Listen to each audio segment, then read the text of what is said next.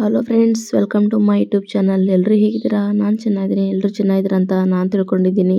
ಇವತ್ತಿನ ನನ್ನ ಈ ವಿಡಿಯೋದಲ್ಲಿ ನಾನು ಯೂಟ್ಯೂಬ್ನ ನ್ಯೂ ನೋಟಿಫಿಕೇಷನ್ ಬಗ್ಗೆ ಹೇಳೋಕ್ಕೆ ಇಷ್ಟಪಡ್ತಾ ಇದ್ದೀನಿ. ಹೌದು, ಯೂಟ್ಯೂಬ್ನವರು ಒಂದು ನ್ಯೂ ನೋಟಿಫಿಕೇಷನ್ನ ಎಲ್ರಿಗೂ ಬಿಟ್ಟಿದ್ದಾರೆ. ನಿಮ್ಮ ಯೂಟ್ಯೂಬ್ ಸ್ಟುಡಿಯೋದಲ್ಲಿ ನೀವು ಆ ಒಂದು ನೋಟಿಫಿಕೇಷನ್ನ ನೋಡ್ಕೋಬೋದು. ಏನಪ್ಪ ಆ ನೋಟಿಫಿಕೇಷನ್ನು ಯಾಕೆ ಬಿಟ್ಟಿದ್ದಾರೆ? ಎಲ್ರಿಗೂ ಬಿಟ್ಟಿದ್ದಾರೆ. ಹೌದು, ಎಲ್ರಿಗೂ ಆ ಒಂದು ನೋಟಿಫಿಕೇಷನ್ನ ಬಿಟ್ಟಿದ್ದಾರೆ. ಕೆಲವೊಬ್ಬರಿಗೆ ತುಂಬ ಬೇಗನೆ ಆ ಒಂದು ನೋಟಿಫಿಕೇಷನ್ ಬಂದಿದೆ, ಕೆಲವೊಬ್ಬರಿಗೆ ಲೇಟಾಗಿ ಆ ಒಂದು ನೋಟಿಫಿಕೇಷನ್ನ ಬಂದಿದೆ. ನನಗೆ ಇನ್ನೂ ಆ ನೋಟಿಫಿಕೇಷನ್ ಬಂದಿಲ್ಲ ಅಂತ ಯಾರೆಲ್ಲ ಇದ್ದೀರಲ್ಲ, ತಲೆ ಕೆಡಿಸ್ಕೊಬೇಡಿ, ನಿಮಗೂ ಬಂದೇ ಬರುತ್ತೆ. ನೀವು ಏನು ಮಾಡಬೇಕಪ್ಪ ಅಂತಂದರೆ, ನಿಮ್ಮ ಯೂಟ್ಯೂಬ್ ಸ್ಟುಡಿಯೋನ ಪದೇ ಪದೇ ಅಪ್ಡೇಟ್ ಮಾಡ್ತಾ ಇರಿ ಡೈಲಿ. ಹಾಗೆ ನಿಮ್ಮ ಯೂಟ್ಯೂಬ್ ಚಾನಲ್ ಸಹಿತ ಪದೇ ಪದೇ ಅಪ್ಡೇಟ್ ಮಾಡಿ, ಆವಾಗ ನಿಮ್ಗೆ ಖಂಡಿತ ಆ ಒಂದು ನೋಟಿಫಿಕೇಷನ್ ಬಂದೇ ಬರುತ್ತೆ. ಹಾಗಾದರೆ ಏನಪ್ಪ ಆ ಒಂದು ನೋಟಿಫಿಕೇಷನ್ ಅಂದರೆ, ನೀವು ನೋಡ್ತಾ ಇರ್ಬೋದು ಈ ರೀತಿಯಾದ ನೋಟಿಫಿಕೇಷನ್ ನಿಮ್ಮ ಯೂಟ್ಯೂಬ್ ಸ್ಟುಡಿಯೋದಲ್ಲಿ ನೀವು ನೋಡ್ಬೋದು. Stand out to advertisers for opportunities to earn more. ಏನಪ್ಪ ಇದರ ಅಂದ್ರೆ, ನಿಮ್ಮ ಚಾನಲ್ ಇನ್ಸೈಟ್ಸ್ ಏನಿರುತ್ತಲ್ಲ ಅದನ್ನು ಇಂಪ್ರೂವ್ ಮಾಡಿಕೊಂಡು ನೀವು ಶೇರ್ ಮಾಡ್ಕೋಬೇಕು. ಅವಾಗ ಏನಾಗುತ್ತೆ ಅಂದ್ರೆ, ಅಡ್ವರ್ಟೈಸ್ ಮಾಡುವಂಥವ್ರು ನಿಮ್ಮ ಚಾನಲ್ ಏನು ಮಾಡ್ತಾರೆ, ಇನ್ಸೈಟ್ಸ್ನ ಚೆಕ್ ಮಾಡಿ ನಿಮ್ಮ ಚಾನಲ್ಗೆ ಯಾವ ರೀತಿಯಾದಂಥ ಅಡ್ವರ್ಟೈಸನ್ನು ಕೊಟ್ಟರೆ ನೀವು ಅರ್ನ್ ಮಾಡ್ಬೋದು, ಯಾವ ರೀತಿಯಾಗಿ ನಿಮ್ಮ ಚಾನಲ್ನ ಪ್ರಮೋಟ್ ಮಾಡೋದು ಎಂಬುದ್ರ ಬಗ್ಗೆ ಈ ಒಂದು ನೋಟಿಫಿಕೇಷನ್ ಅಂತ ಹೇಳ್ಬೋದು.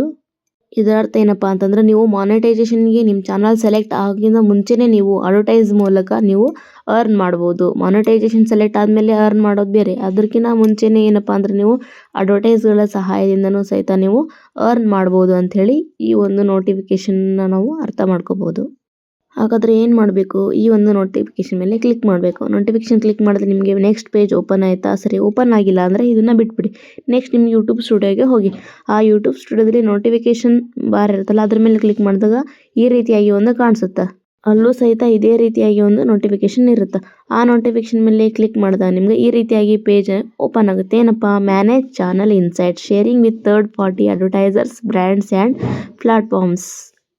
ನಿಮ್ಮ ಚಾನಲ್ ಇನ್ಫಾರ್ಮೇಷನ್ನ ಇನ್ಸೈಟ್ನ ನೀವು ಶೇರ್ ಮಾಡೋದ್ರಿಂದ ಅವ್ರೇನಪ್ಪ ನಿಮಗೆ ಯಾವ ರೀತಿಯಾಗಿ ನಿಮ್ಮ ಚಾನಲ್ಗೆ ಅಡ್ವರ್ಟೈಸ್ ಕೊಡಬೇಕು, ಯಾವ ರೀತಿಯಾಗಿ ಬ್ರ್ಯಾಂಡ್ಸ್ ಕೊಡಬೇಕು, ಯಾವ ರೀತಿಯಾಗಿ ಶಾಪಿಂಗ್ಸ್ ಆ್ಯಡ್ಸನ್ನು ನಿಮ್ಗೆ ಕೊಡಬೇಕು ಎಂಬುದ್ರ ಬಗ್ಗೆ ಏನು ಮಾಡ್ತಂದ್ರೆ ಅನಲೈಸ್ ಮಾಡಿ ಅದರ ತಕ್ಕ ಹಾಗೆ ನಿಮಗೆ ನಿಮ್ಮ ಚಾನಲ್ಗೆ ಅಡ್ವರ್ಟೈಸ್ ನಿಮ್ಮ ಯೂಟ್ಯೂಬ್ ಬ್ರ್ಯಾಂಡ್ಸಲ್ಲಿ ಮಾಡ್ಕೊಳ್ಳೇಬೇಕು. ಏನಪ್ಪ ಅಂತಂದರೆ ಎಲಿಜಿಬಿಲಿಟಿ ನೋಟಿಫಿಕೇಶನ್ ಅದು. ಇದರಿಂದ ಏನಾಗುತ್ತೆ ಅಂದ್ರೆ, ನಿಮ್ಮ ಇನ್ಸೈಟ್ಸ್ ಶೇರ್ ಮಾಡ್ಕೊಂತಾರೆ. ಎಷ್ಟು ಸಬ್ಸ್ಕ್ರೈಬ್ ಇದ್ದಾರೆ, ನೀವೇನು ಯಾವ ರೀತಿಯಾದ ಕಂಟೆಂಟ್ ಮಾಡ್ತೀರಾ, ಈ ರೀತಿಯಾದಂಥ ಪರ್ಸನಲ್ ಇನ್ಫಾರ್ಮೇಷನ್ ಮಾತ್ರ ಶೇರ್ ಆಗುತ್ತೆ. ಇದರಿಂದ ಯಾವುದೇ ರೀತಿಯಾಗಿ ದುರ್ಬಳಕೆ ಆಗಂಗಿಲ್ಲ. ಹಾಗಾಗಿ ಹೆದರುವಂಥ ಅವಶ್ಯಕತೆ ಏನಿಲ್ಲ. ನಿಮ್ಮ ಒಂದು ಯೂಟ್ಯೂಬ್ ಚಾನಲ್ನ ಡೆಸ್ಕ್ಟಾಪ್ಗೆ ನೀವು ಕನೆಕ್ಟ್ ಮಾಡಿದಾಗ ಈ ರೀತಿಯಾದ ಒಂದು ಸೆಟ್ಟಿಂಗ್ಸ್ನ ಮಾಡ್ಕೋಬೇಕು. ಅಲ್ಲಿರುವಂಥ ಸೆಟ್ಟಿಂಗ್ಸ್ ಮೇಲೆ ಕ್ಲಿಕ್ ಮಾಡಿದಾಗ ಏನಾಗುತ್ತೆ ಅಂದರೆ, ಚಾನಲ್ ಅಡ್ವಾನ್ಸ್ ಸೆಟ್ಟಿಂಗ್ಸ್ ಅಂತ ಇರುತ್ತೆ. ಅಲ್ಲಿ ಏನಪ್ಪ ಅಂದ್ರೆ, allow advertisements, brands and third party platform to view channel insight for earning opportunities ಅಂತ ಇರುತ್ತೆ. ಅದ್ರ ಮೇಲೆ ಕ್ಲಿಕ್ ಮಾಡಿದ್ರೆ ಆ ಒಂದು ಏನಪ್ಪ ಅಂದ್ರೆ ನೋಟಿಫಿಕೇಷನ್ ಆನ್ ಆಗುತ್ತೆ.